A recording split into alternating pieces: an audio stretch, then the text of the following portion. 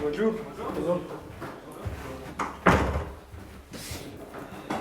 Si tout le monde est prêt, je vous propose qu'on commence.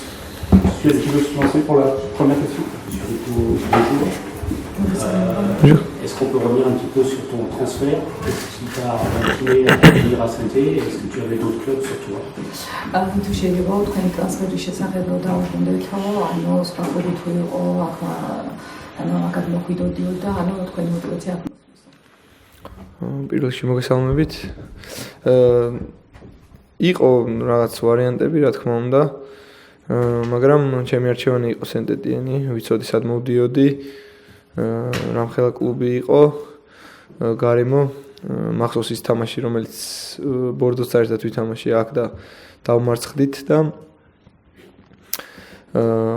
ასე ვთქვათ, ყველაფერი გაცნობილი ვიყავი და აქ იმის მოვედი, რომ გულს დავეხმარო იმ მიზნებში, რა მიზნებიც აქვთ.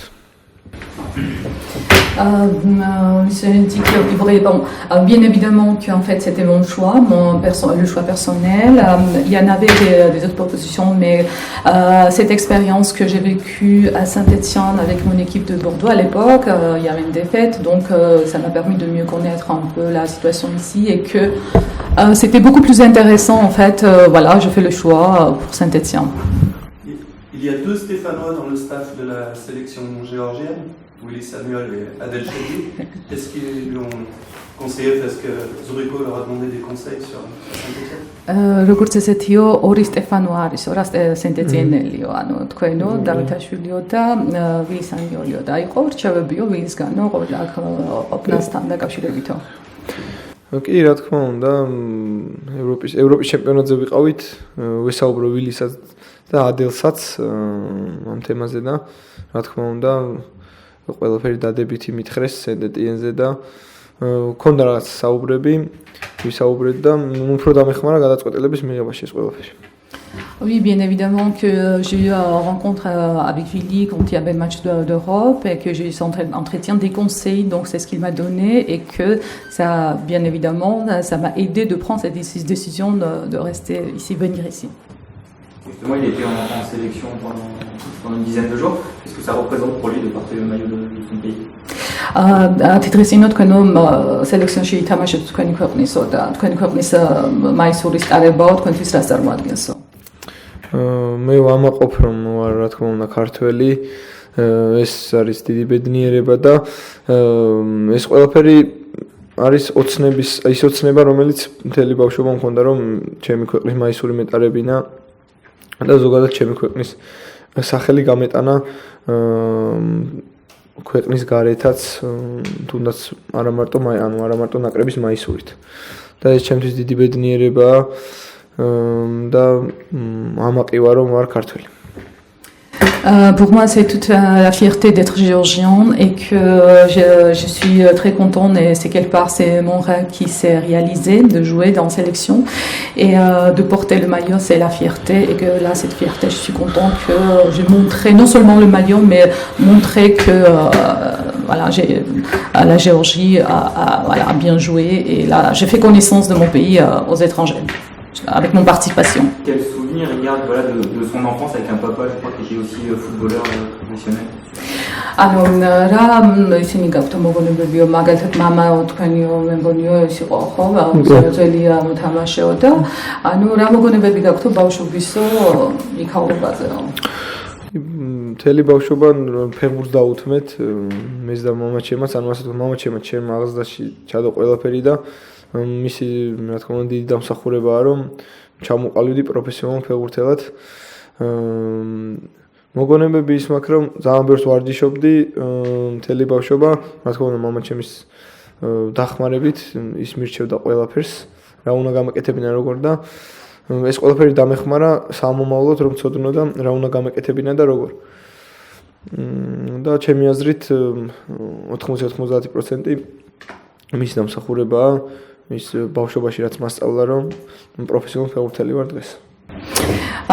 Bien évidemment que j'ai des bons souvenirs de mon enfance, surtout avec mon père qui jouait au foot et que lui, il a beaucoup investi et il a mis beaucoup d'énergie et qu'il m'a appris beaucoup beaucoup de choses pour que je devienne un professionnel et c'est toute une fierté. Donc c'est grâce à mon père aussi, à 80-90% que je suis devenue professionnelle. Il a de très bonnes stats, tant en termes de buts qu'en termes de passes décisives. Est-ce que pour lui, ce sont les débuts dont il avait rêvé? ანუ როგორც ესეთი, ანუ ეს გადამცემი ბურთების ეს რაღაც უკვე ძალიან კარგი ისა გაქო და ეს შენთვისო როგორც ესეთიო ეს ოცნება იყო, რომელზეც ოცნებობდიო და გამოგივიდაო აქა? Pass decisive assists, yeah. კი, ანუ სტატისტიკას ნახევ სტატისტიკა ჩემთვის ალბათ კარგი სტარტია, კარგი დასაწყისია სეზონის. ამ შემთხვევით რო ითქვათ სეზონის დაწყების წინ რომ ესეთი სტატისტიკა გექნებაო, თქო უნდა ხელს მოაწერდი ამ ყველაფერს და ვიტყოდი რომ კი თანახმოვანი მეთქი და ეხლა უფრო მეტი მინდა გუნდს რო დავეხმარო, ჩემი სტატისტიკას გავაუმჯობესო და ამ ყველაფერით ვიცი რომ გუნდს დავეხმარები და ასე ვთქვათ შედეგები რაც გვინდა ის ყველაფერი იქნება და იმედია რომ ესე გავაგრძელებ და ესე გავაგრძელებ გუნდ თამაში როგორც სიტყვაზე ბოლო თამაში იყო. Bien évidemment, au niveau de statistique, pour moi, c'est un bon début et ça, c'est quelque chose. Si je savais en avant que j'aurais des statistiques, donc je pourrais décider tout de suite signer le contrat, mais là, c'est quelque chose vraiment très encourageant pour moi et c'est ce que je souhaite de continuer et voilà, travailler davantage et faire maximum, c'est ce que je peux faire pour augmenter cette statistique. L'entraîneur, après la défaite, a dit que ça pouvait faire gagner du temps à l'équipe, dans le sens apprendre plus vite. Est-ce que estime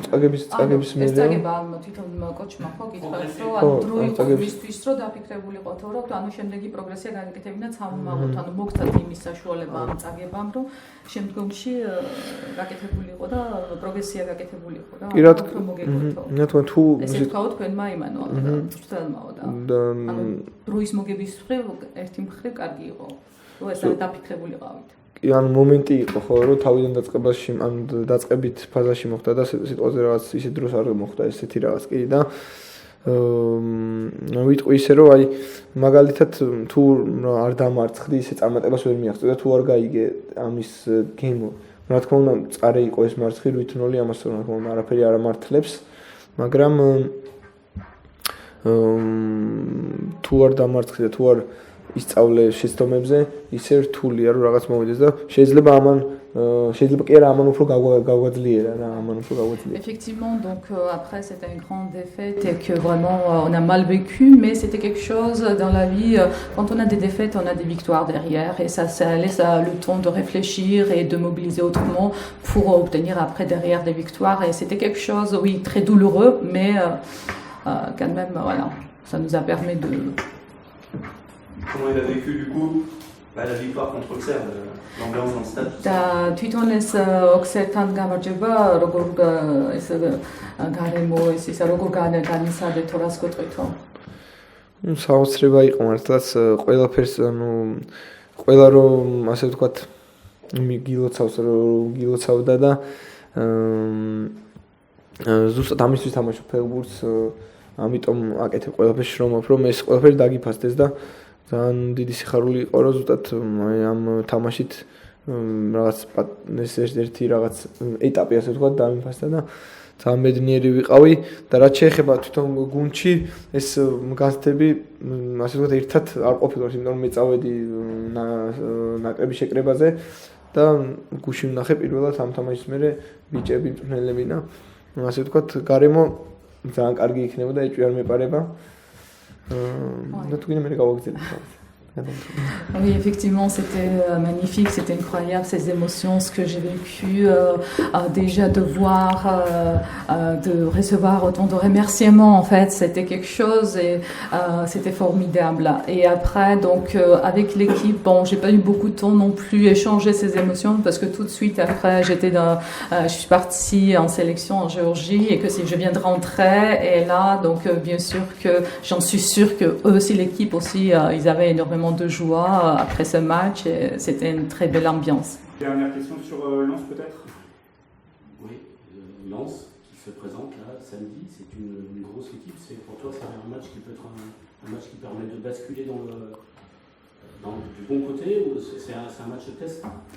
თქვენთვის ახლა ლანსიო რომელიც ძალიან დიდი გუნდია და შაბათს არის როგორ ფიქრობთ თუ ანუ შეიძლებაო რომ ეს როგორც კარგი ტესტი თამაში უნდა იყოსო მაგათაც შეიძლება რამე შეცვალოსო ამ თამაშმაო როგორ ფიქრობო რა თქმა უნდა ლანსი ძალიან კარგი გუნდია ამ ეს ყველაფერი ვიცით გავლილი გვაქვს ეს ყველაფერი თლიანად გუნდს მწვრთნელებთან ერთად და ჩემი აზრით კარგი თამაში იქნება ჩვენ რა თქმა უნდა მაქსიმალურად შევეცდებით სახში ვთამაშობთ და სახში ძალიან კარგად გამოგვდის თამაში და მაქსიმალურად შევეცდებით რომ ეს ყველაფერი ისე გავაკეთოთ ყველაფერი რომ ჩვენთვის სასურველად დამთავრდეს და სახლის თამაშებს ზოგადად და ყველა თამაში გავდივარ და მაქსიმუმს ვაკეთებ და ეხაც მაქსიმუმს გავაკეთებ და რაც შეეხება ცვლილებას ნუ ამ ყველაფერს თამაშის შემდეგ ვნახავთ ეხა ესე რთულია თქმა რომ რაღაც შეიძლება შეიცვალოს ამ თამაშის მერე concrètement. De dire concrètement en fait des changements, ce que ça peut apporter. Donc c'est difficile à dire, mais bien évidemment en fait c'est une équipe très forte. Mais on joue à la maison, donc là déjà on se prépare, on en parle dans l'équipe et que là on a une sorte de préparation.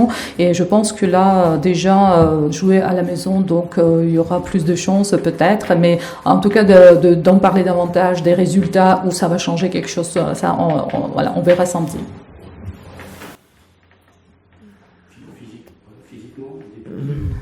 Les matchs de championnat internationaux, les déplacements, ils sont comment და ფიზიკურათო ანუ ეს საერთაშორისო თამაშები როგორ ყოლა ამდენი გადასალთას როგორ გსნოფო ფიზიკურათო მე ხლა კარგი ჩემი აზრით კარგი ფორმაში ვარ ბოლო თამაში მქონდა რაღაც პატარა პრობლემა ბოლო წუთებზე აი რაც ვისაუბრეთ ფეხებთან დაკავშირებით მაგრამ 100% მცდად ვარ არაფერი არ მაწუხებს და ფიზიკურადაც კარგად ვარ.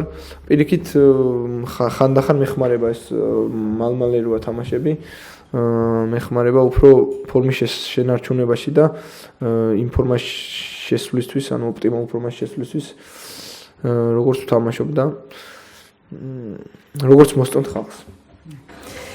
Donc oui physiquement donc je suis en bonne forme à 100% donc il y avait un petit nuance dernier match donc j'avais une fatigue musculaire mais rien spécial ou de traumatisme mais en général au contraire ça m'aide à être tout le temps en forme de voilà donc quand je joue ici après je parle donc ça me mobilise en fait être tout le temps en forme oui.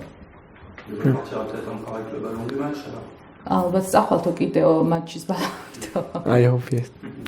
Oui, mais donc, J'espère. J'espère. Merci. Merci. Merci beaucoup. Mesdames, bonjour.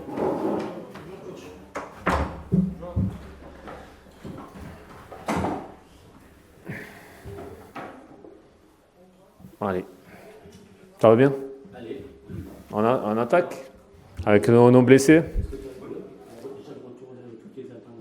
Ouais, les retours des internationaux. Les derniers sont arrivés ce matin. Donc déjà des garçons qui sont arrivés en pleine forme. Enfin pleine forme, pas blessés, j'allais dire. Ça c'est une première chose positive. Avec des résultats divers, qui ont gagné, qui ont perdu. Mais bon, dans l'ensemble, ça s'est bien placé.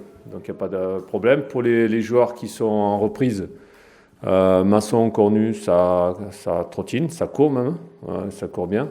Donc en phase de reprise progressive, il faudra encore quand même un peu de temps pour ces deux joueurs.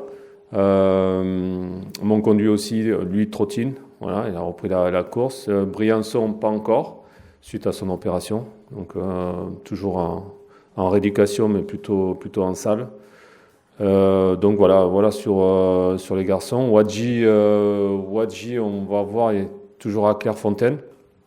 On va voir comment ça se passe pour la suite, s'il y a un retour avec nous ou s'il y a une prolongation sur Clairefontaine. Voilà.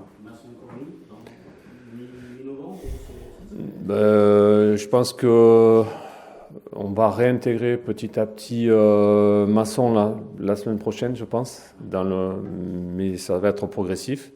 Et Cornu, c'est un peu plus long. Ouais. Donc, on n'a pas de date précise pour les deux. On verra comment ça se passe avec la reprise avec le groupe. Voilà. Benoît est rentré aussi. Benoît est rentré, ouais. Ouais, si, obligatoirement, hein, ouais, ça fait des sacrés périples. Ouais, ouais. Chaque fois, il va très loin. Donc, il a joué à Tahiti et il a joué à Auckland. Donc, les retours sont assez longs. En fait, lui, la fatigue, c'est plus le voyage que le match. Voilà. Et le décalage horaire. Le décalage horaire est carrément l'inverse, quoi. C'est assez compliqué. Heureusement qu'il est jeune et dynamique. Olivier, c'est la première fois qu'il doit gérer un international qui voyage autant. Alors, j'ai eu des internationaux qui voyageaient moins loin, mais très mal, notamment sur certains pays africains, où c'était pas très bien organisé. Et donc, ils avaient des périples, soit des attentes assez longues entre deux voyages, soit effectivement des choses très, très surprenantes pour revenir sur la France. Donc, ça prenait beaucoup de temps aussi. Donc, eux, ils n'avaient pas le décalage horaire, il n'y avait pas trop. Mais des longs périples, ouais. Il y a parfois des attentes de 3, 4 ou 5 heures, des fois, entre deux avions, qui sont très fatigantes. Mais ça m'est arrivé, ouais. Il y a une surveillance particulière concernant Ben, sur justement des premiers signes. On sait qu'on est dans une période où il y a pas mal de blessures. Ouais, ouais. ouais. La prévention. Ben, c'est dur de faire vraiment de la prévention. On questionne beaucoup Ben. Mais tous les garçons qui voyagent beaucoup, on parle beaucoup avec eux, on les oblige aussi à se reposer. Voilà, donc par exemple ce matin Ben voulait participer à la séance en entier, non, on refuse. Donc on sait très bien qu'ils ont envie de toucher le ballon, qu'ils ont envie de retrouver le groupe, mais ces garçons-là retrouveront le groupe que demain.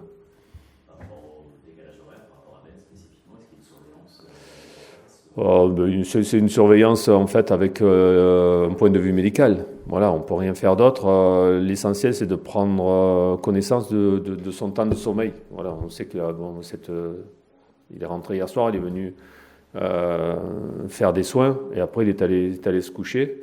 Et lui, il faut qu'il retrouve effectivement le rythme français. Voilà. Donc il a beaucoup dormi cette nuit. Donc ça, on sait que c'est un gros avantage, quoi. Voilà. Et cette surveillance-là, elle est par le questionnement. Pour rester sur Ben, Ouais. tu l'as essayé dans le cœur du jeu, Ouais. maintenant sur côté, tu Ouais. trouves que là, c'est sa place.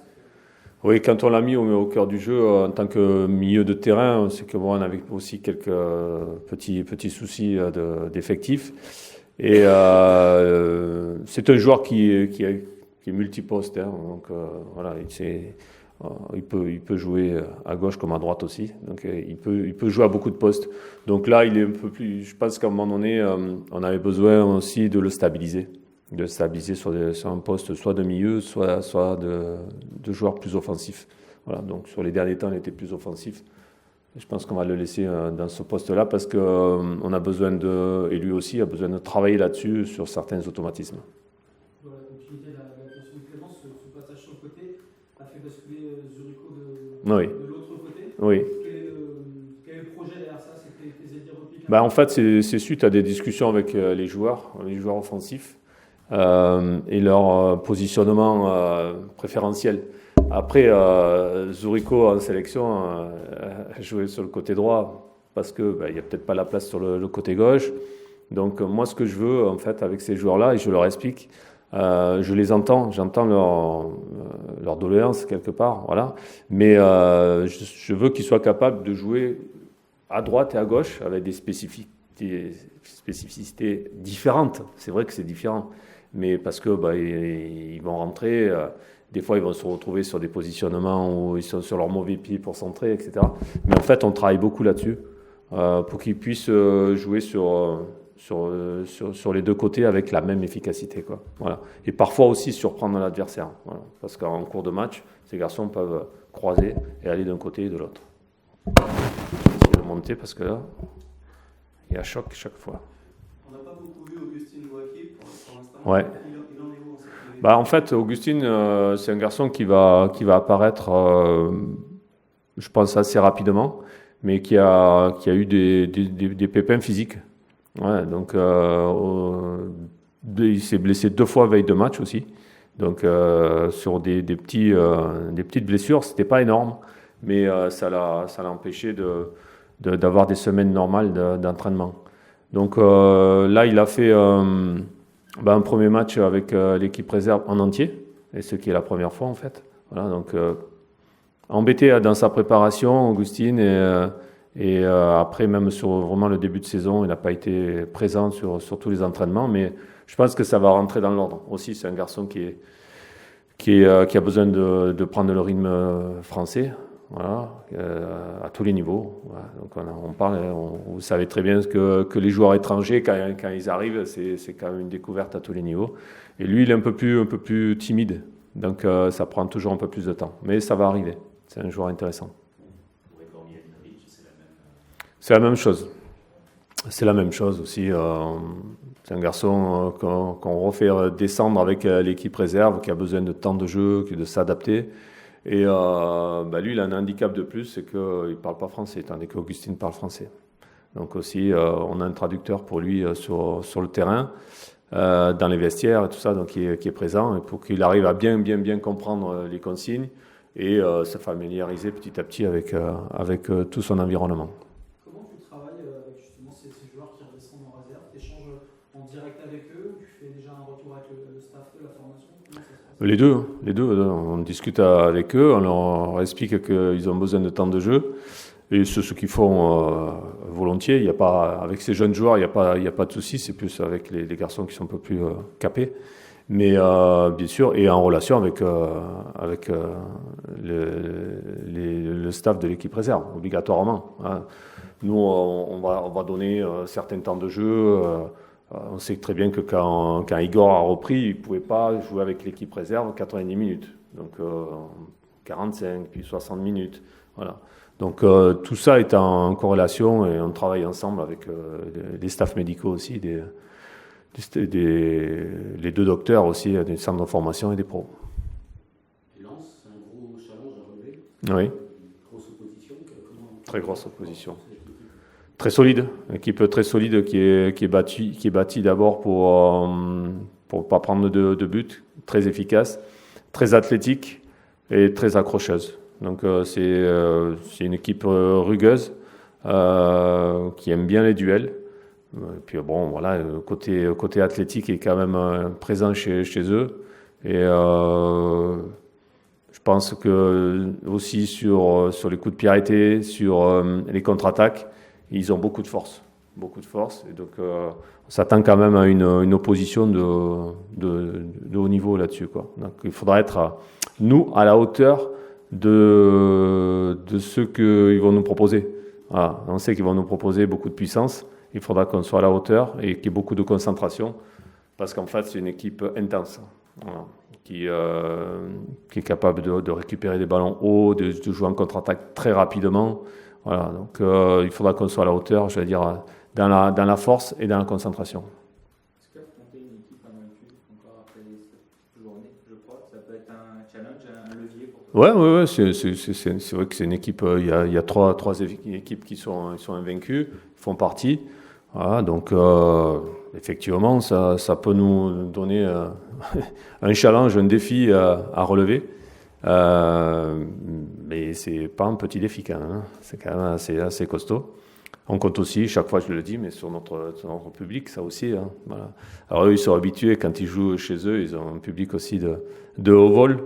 Mais là, il va falloir leur rendre l'appareil aussi. Il faudra que nous, on ait un public très chaud pour nous aider à relever ce défi. Qu'est-ce qu'il va falloir faire encore mieux que ce qui est Mieux, nous, il faudra mettre plus d'intensité, je pense, encore dans nos courses. Qu'on soit encore plus concentré et qu'on arrive à être encore un peu plus efficace au niveau offensif, voilà, parce que les occasions contre Auxerre, elles ont été là.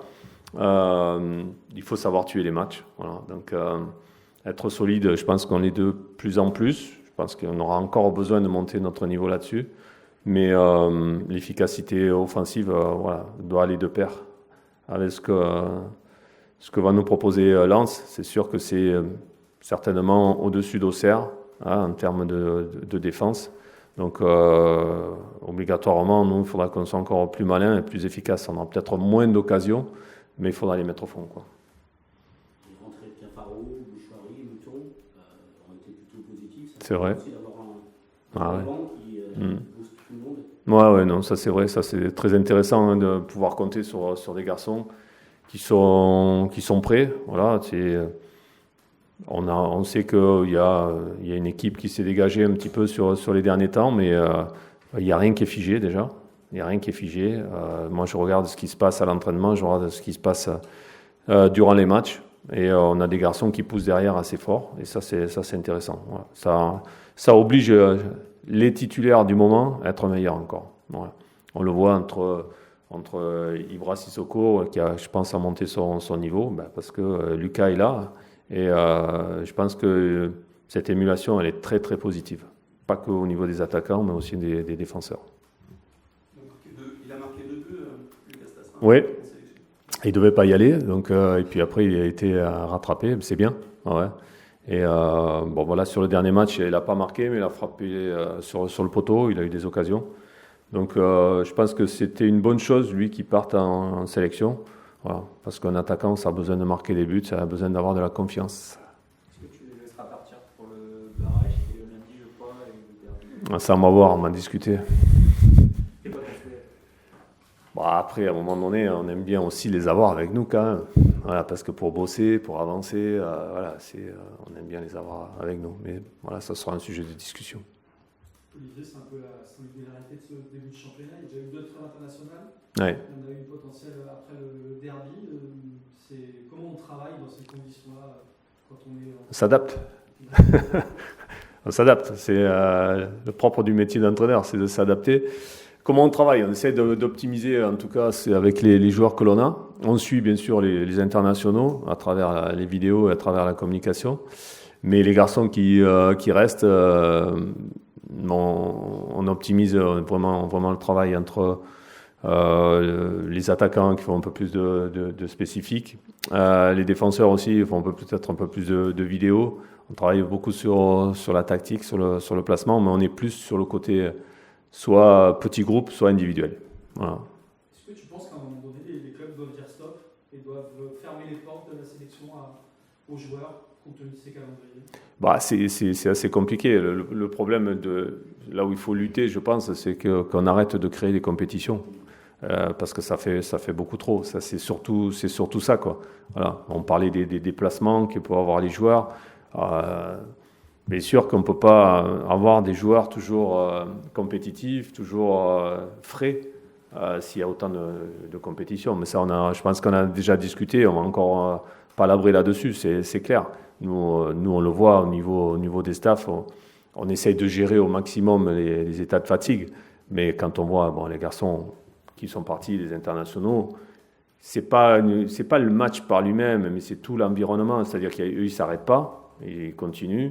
Ils ont des voyages, ils ont des sollicitations de droite et de gauche, et ils sont quand même payés par leur club. Faut pas l'oublier, ça. Voilà. Et donc nous, on a besoin d'avoir des joueurs un peu plus frais. Là, c'est pas possible. Il faut tirer la sonnette d'alarme. Je pense que c'est fait au niveau de certains syndicats de joueurs, et ils ont raison. Et moi, je les soutiens là-dessus, quoi. C'était ma prochaine question. Il y a eu le renouvellement du bureau UNFP. Je sais Ouais. c'est les Brice qui y sont. Est-ce que justement ils alertent sur Ah oui. Oui, ils alertent là-dessus, ouais, c'est clair. Donc on en a parlé avec Younis et Brice, et c'est bien qu'il y ait un renouvellement à l'UNFP. Et ils sont au cœur du sujet. Ils le voient bien, parce que les internationaux, on voit le nombre de blessures qui arrivent. Et puis après, on constate qu'il y a moins de spectacles au niveau international parce que les garçons sont trop fatigués, quoi. Voilà. Donc à un moment donné, on va dire encore les footballeurs, ils vont se plaindre. Mais ça dépend ce que vous voulez. Si vous voulez du spectacle et qu'il n'y ait pas non plus des matchs tous les jours à la télé avec les coupes d'Europe, etc. Ça fait trop. Ça fait trop à un moment donné. Il y a saturation. Je pense que ça perd de son intérêt juste pour faire du fric. Ça, c'est clair. On passe à autre chose. Parce que là, je suis en train de m'énerver. Que